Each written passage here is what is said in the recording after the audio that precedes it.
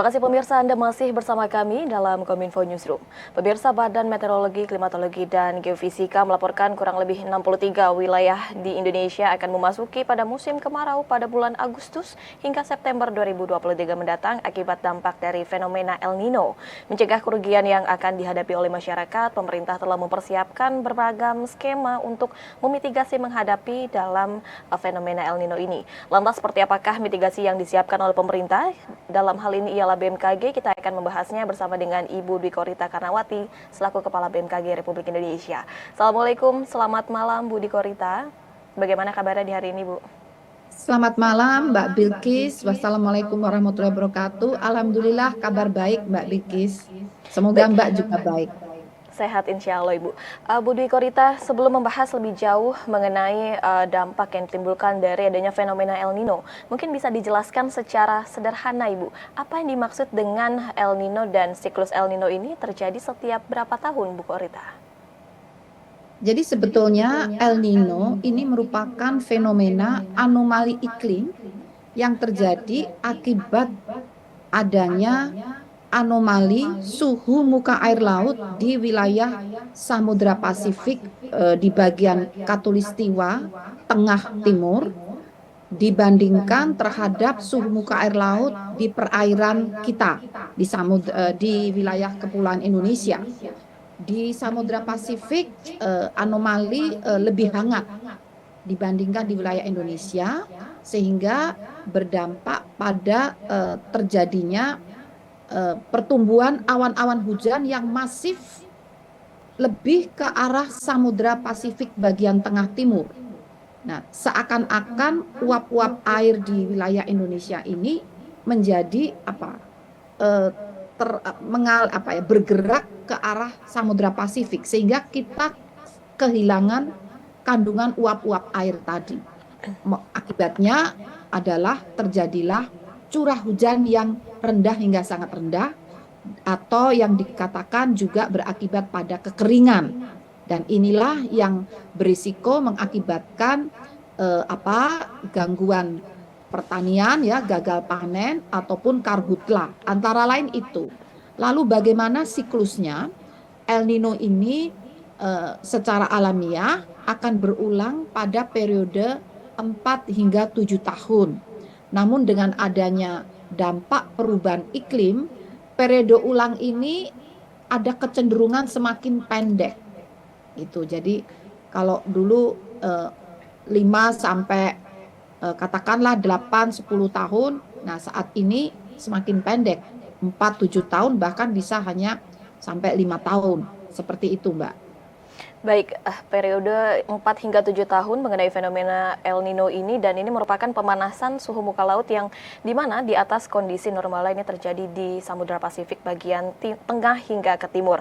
Kalau boleh dijelaskan lebih rinci lagi, Bu, untuk di wilayah Indonesia kiranya periode ini akan lebih banyak dialami untuk di wilayah, apakah di wilayah barat, tengah, atau timur, Bu Korita, gitu? Terutama pada zona-zona di Katulistiwa dan sekitarnya. Jadi misalnya baik Indonesia bagian barat, tengah, dan timur itu akan mengalami, terutama di zona yang berada di sekitar Katulistiwa. Contohnya di Sumatera bagian tengah hingga selatan, Kalimantan Barat, Tengah, Selatan, Timur. Lalu juga di seluruh bagian Pulau Jawa, juga Bali dan Nusa Tenggara Barat dan Timur. Demikian juga di Sulawesi Selatan, Sulawesi Tenggara, itu hampir seluruh bagian. Nah, ada di sebagian wilayah Sulawesi Utara dan juga Sulawesi Barat. Demikian juga di wilayah Maluku serta sebagian dari Maluku Utara dan Papua Selatan. Demikian. Baik, kemudian dalam fenomena alam ini biasanya terjadi fase ataupun intensitas tertentu, begitu Dwi Korita. Namun untuk fenomena El Nino ini, apakah memiliki fase tertentu yang dapat menjadi acuan bagi masyarakat untuk meningkatkan kewaspadaannya, begitu, Bu? Benar sekali Mbak Bilkis. Jadi dari segi intensitas, ya, mungkin fase atau intensitas itu dapat kita bedakan menjadi 4 kategori, yaitu intensitas lemah, itu apabila penyimpangan suhu atau anomali suhu itu dari setengah derajat hingga 1 derajat Celcius. Ini anomali suhu di Samudra Pasifik bagian tengah hingga timur. Nah, intensitas itu meningkat dari lemah menjadi moderat apabila penyimpangan atau anomali suhu mencapai lebih dari 1 derajat hingga 1,5 derajat. Itu dari lemah meningkat menjadi moderat. Kemudian akan semakin menguat apabila intensitasnya melampaui 1,5 derajat Celcius hingga 2 derajat Celcius, dikatakan intensitas kuat, dan intensitas sangat kuat apabila penyimpangan terjadi melampaui lebih dari 2 derajat Celcius. Untuk saat ini prediksi kami intensitasnya adalah lemah sampai moderat. Bulan ini sudah mencapai moderat karena melampaui penyimpangannya melampaui lebih dari 1 derajat Celcius. Demikian. Baik, sehingga dikategorikan bahwa fenomena El Nino yang ada di Indonesia ini sudah mencapai 1 derajat ya Bu ya tadi ya? Lebih dari satu derajat. Untuk itu masyarakat diimbau untuk tetap waspada dengan adanya fenomena ini. Kemudian terutama khusus untuk di wilayah Indonesia, dampak El Nino yang akan terjadi ini seperti apa Bu? Seperti yang kita tahu bahwa memang dampak El Nino di Indonesia ini tidak main-main dan sudah melanda di Kabupaten Puncak di Papua Tengah salah satunya, terjadi kekeringan dan juga gagal panen di daerah tersebut. Apakah memang musim kemarau ataupun dampak dari El Nino ini berkaitan dengan fenomena adanya perubahan iklim begitu Bu Korita? Nah, kaitannya perubahan iklim ini berdampak pada periode ulang yang semakin pendek, yang harusnya 7 tahun lagi terjadi ya, itu menjadi lebih pendek. Seperti itu dampaknya. Nah, kemudian bagaimanakah dampaknya nanti di lapangannya? Misalnya seperti di Ilaga ya, terjadi kekeringan. Dan benar itu pun dapat terjadi di wilayah lain selain Ilaga. Misalnya di Sumatera bagian tengah sampai selatan itu diprediksi akan terdampak selain kering juga karhutla. Demikian juga di Kalimantan, dari ke Provinsi Kalimantan Barat, Tengah, Selatan, dan Timur. Juga Sulawesi Selatan, Sulawesi Tenggara, dan Sulawesi Barat, serta sebagian dari Sulawesi Tengah dan Utara. Nah, kalau di Jawa ini hampir merata di seluruh wilayah Jawa, terutama Jawa Timur, Jawa Tengah. Ini diprediksi berdampak kekeringan dan kebakaran lahan.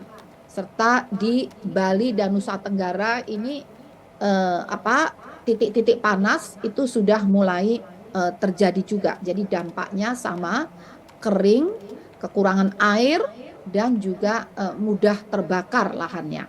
Demikian. Baik, sehingga dampak El Nino di Indonesia ini sudah mulai terasa, mulai dengan adanya dampak kekeringan hingga kebakaran lahan dan juga titik panas di bagian Indonesia ini sudah mulai terjadi dan terlihat. Bisakah dampak fenomena El Nino ini diredam dengan adanya modifikasi cuaca begitu Bu Dwi Korita?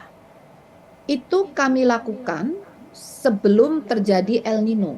Jadi untuk mengurangi dampak harus disiapkan sebelum El Nino itu terjadi, yaitu sejak bulan Februari. Kami menerapkan teknologi modifikasi cuaca untuk menyemai awan-awan hujan agar segera turun menjadi hujan, tetapi turunnya diarahkan untuk membasahi lahan-lahan yang sudah diprediksi potensi mengalami kering. Misalnya lahan gambut, sengaja dibasahin, misalnya di wilayah Riau, sengaja dibasahin lahan gambutnya ini agar muka air tanah itu, agar tanahnya lembab dan muka air tanah naik ke dekat permukaan, sehingga dengan kondisi tanah lembab, kebakaran lahan dan hutan diupayakan dapat dicegah. Nah, jadi juga dilakukan teknologi modifikasi cuaca untuk mengisi tandon-tandon air di waduk, bendungan, di embung-embung ya, di danau-danau. Ini di beberapa provinsi kita lakukan sebelum terjadi El Nino, saat masih ada hujan. hujannya sengaja diturunkan untuk masuk di waduk, danau, dan tampungan air lainnya. Demikian. Baik, upaya yang dilakukan oleh BMKG ini dilakukan sebelum terjadinya fenomena El Nino dengan memodifikasi cuaca agar turun hujan ini untuk membasahi lahan yang sudah diprediksi akan terjadi kekeringan dan untuk mengisi beberapa waduk, bendungan dan juga beberapa danau di beberapa provinsi. Kemudian kiranya apa upaya mitigasi dan juga intervensi dari pemerintah jika sudah terjadi fenomena seperti ini, Bu? Iya, tadi modifikasi cuaca itu dilakukan bersama oleh pemerintah, tidak hanya BMKG, tapi juga dengan Kementerian Lingkungan Hidup, juga bersama BRIN kami berkolaborasi, serta Badan Nasional Penanggulangan Bencana. Selain itu dengan PUPR, kami juga berkoordinasi. Ini PUPR sejak dini, sejak Februari Maret itu sudah menyiapkan agar pintu-pintu air itu dapat dikendalikan, diatur, sehingga memberi kesempatan tampungan air itu maksimal. Jadi dimaksimalkan tampungan air sebelum masuk musim kering, dan juga pintu-pintu irigasi juga disiapkan, dan sumur-sumur bor disiapkan, dan bahkan ditambah beberapa titik sumur bor. Kemudian dengan Kementerian Pertanian atau dinas-dinas pertanian, kami melakukan sekolah lapang iklim. Sekolah lapang iklim untuk bersama petani, kita beri pemahaman cuaca dan iklim, serta bagaimana menyiapkan menghadapi El Nino dengan menyiapkan pola tanam yang tepat. Saat musim kemarau dengan El Nino, ini jenis tanaman apa yang tepat. Misalnya kemarin di Purworejo tanaman jeruk, kemudian di wilayah lainnya jenis tanaman yang lain juga yang tidak membutuhkan banyak air. Demikian. Ya, sehingga kolaborasi dengan beberapa kementerian lembaga ini tengah dilakukan untuk bagaimana cara bertahan jika sudah menghadapi fenomena El Nino ini, dan tentunya ini juga menyasar kepada petani begitu ya Bu, untuk memitigasi, untuk mengantisipasi terjadinya kekurangan pangan jika memang terjadi kekeringan di lahan tersebut. Kemudian kiranya apa yang bisa dilakukan oleh masyarakat dalam membantu upaya yang tengah dilakukan oleh pemerintah ini, Bu? Nah, pertama adalah hemat air. Jelas hemat air. Jadi jangan boros ya, karena air sangat terbatas. Di rumah saya sendiri yang di Tangerang Selatan, itu kadang-kadang kalau mandi pun juga harus dikurangi agar airnya tidak habis ya. Harus memperdalam sumur akibatnya, makanya harus hemat air. Yang kedua adalah ada beberapa wilayah yang masih turun hujan. Misalnya di Kalimantan dan juga di sebagian wilayah Ambon. Masih turun hujan, bahkan masih terjadi bencana hidrometeorologi basah. Nah, untuk itu kami minta untuk panen air hujan itu ditampung ya, dan jangan merusak lingkungan. Karena kalau lingkungan itu rusak, baik bencana hidrometeorologi basah menjadi banjir longsor ya, banjir bandang, dan kering pun itu juga akan memperparah. Jadi debu bertebaran di mana-mana ya, karena pohon-pohonnya sudah hilang ya. Jadi intinya juga tetap menjaga lingkungan, tetap melestarikan lingkungan ya, agar tidak parah. Saat ini karena kemarau kering, hujan juga sangat jarang, polusi itu akan menjadi lebih terasa. Biasanya akan tercuci oleh hujan. Nah, sehingga ini lebih terasa debu ya, maka harap mencegah terjadinya ini dampak yang seperti itu. Dan juga masyarakat, terutama tadi petani, itu agar menyesuaikan pola tanam. Namun ada dampak positifnya Mbak. Dampak positifnya itu bagi petani garam. Nggak ada hujan, siapkan mengoptimalkan untuk garam ini dimaksimalkan produksinya.